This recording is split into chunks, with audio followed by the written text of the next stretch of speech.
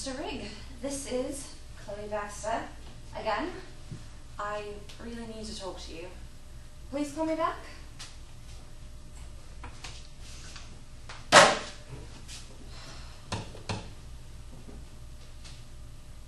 Good morning, Alan.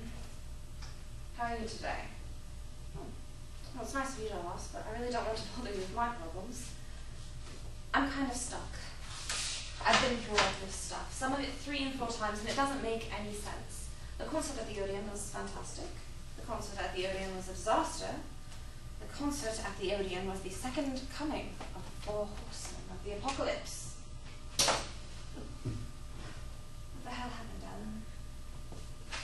Why don't you talk to me?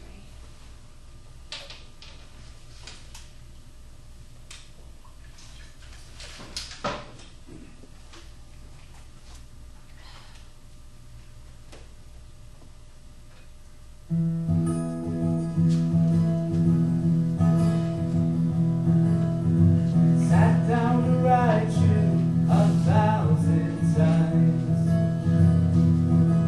The words won't find me, I've lost my lines. The trees stand silent and I'm alone, walking empty at the side of the road. I ask my questions to the open sky. I feel my life slipping by. Friends shake their heads, then head for home, walking empty at the side of the road. All my plans have come undone. I tell my stories to no one. Left my dreams, they're a heavy load, walking empty at the side of the road, walking empty at the side of the road.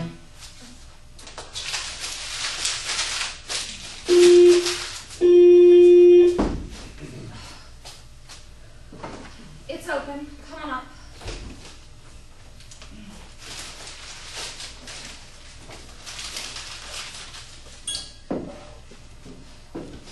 Chloe?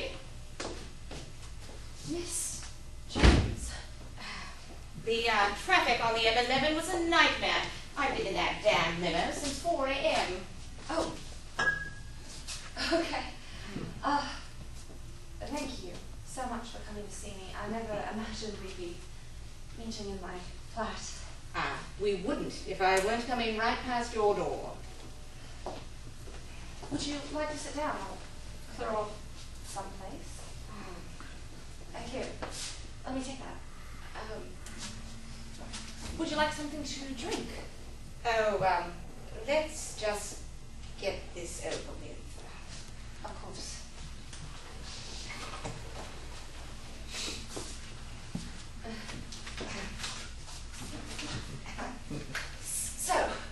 So, 35 years after killing off Mavis, I get a call from Ron Barber at Granada Television saying they'd like to bring her back.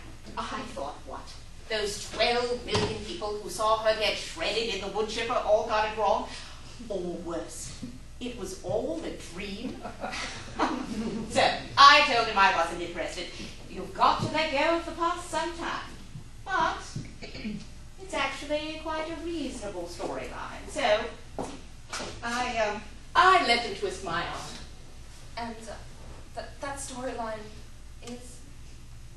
Well, not something I can tell you about. This isn't about Coronation Street, is it?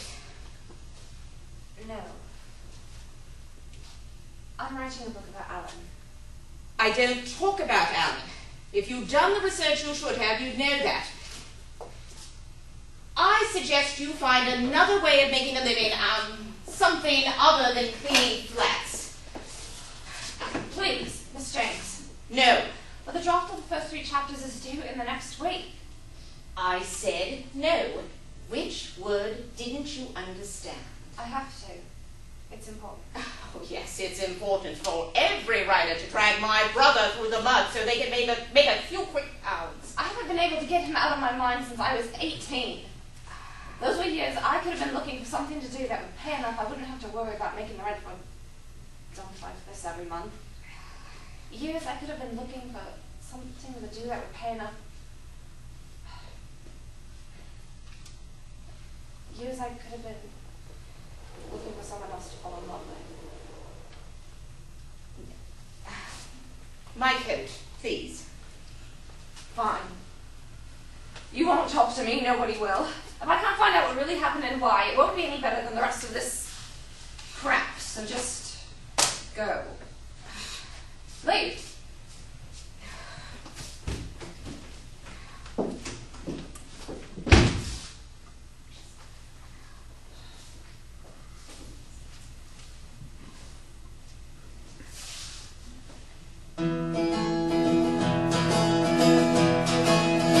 Sat down to write you 1,000 times. The words won't find me, I've lost my lines. The tree stands silent and I'm alone, walking empty at the side of the road. I ask my questions to the open sky. I feel my life slipping by. Friends shake their heads, then head for home,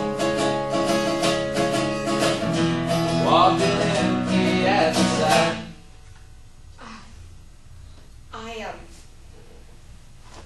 I never understood him, even when he was a child.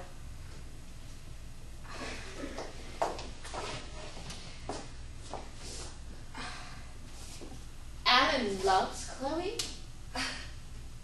I skipped lunch the whole first week of Lower Fourth to buy the issue of Melody Maker with that picture in it. I cut it out, wrote that on it, and carried it with me for the next 2 years. My little brother, Stephen, he worshipped Alan even more than I did, and he was always trying to steal it.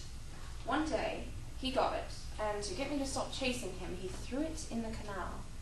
I jumped in after it, but then I couldn't get back out. If Stephen hadn't found a man to help pull me out, I'd have drowned. But I never let go of that picture. For the next week, every time Stephen turned his back on me, I'd slap him in the back of the head. But he took it like a man and never squealed to Mom and Dad. Are you close to him, your brother? Do you miss that? Do you ever wish there were things you'd done differently? If what you're getting at is that there are signs I should have recognized and done something about, you're awfully late. I wasn't. Don't you think the world has beaten me up enough about this that I haven't thought of it every day for the last 35 years? Miss Jane. Now, of course, I'd known what was going to happen. I'd have called for help, but I didn't. And I doubt if you or anybody else would have done anything differently. I'm sorry, I didn't... No! Forgive me. I promised I wouldn't do that to myself anymore. Please. Oh, go ahead.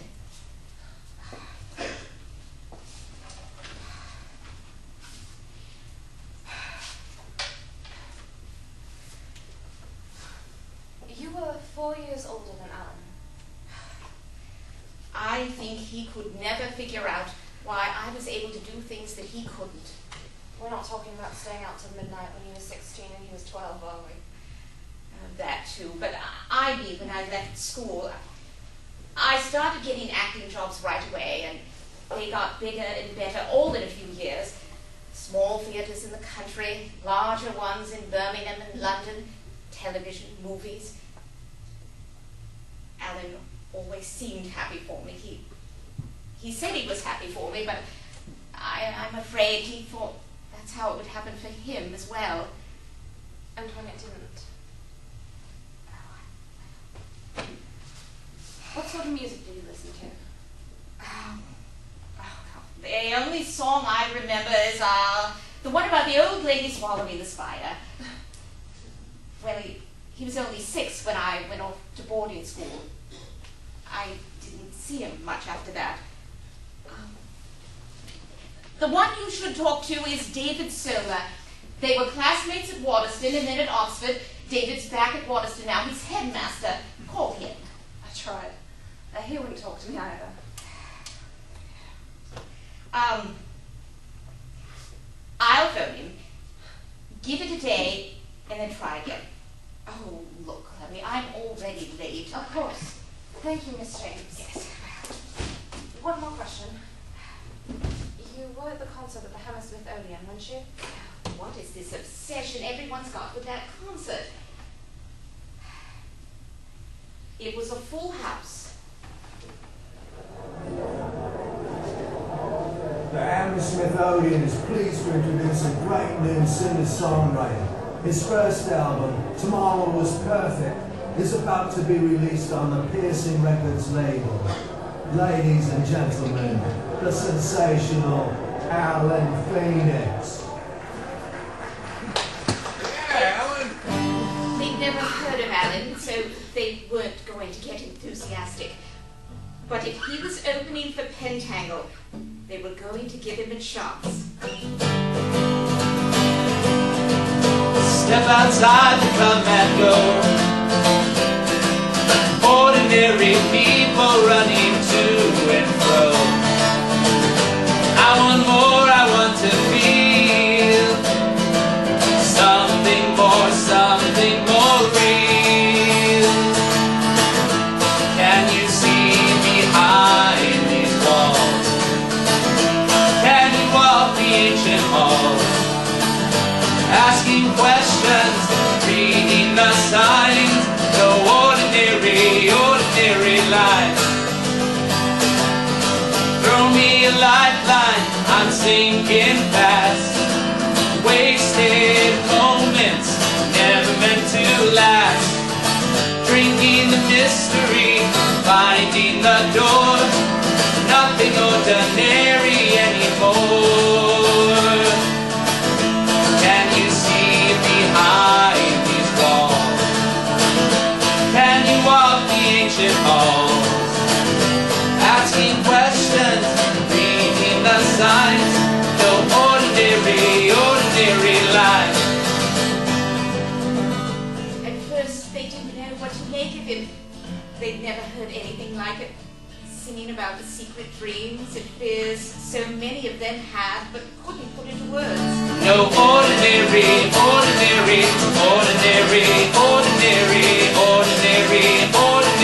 life.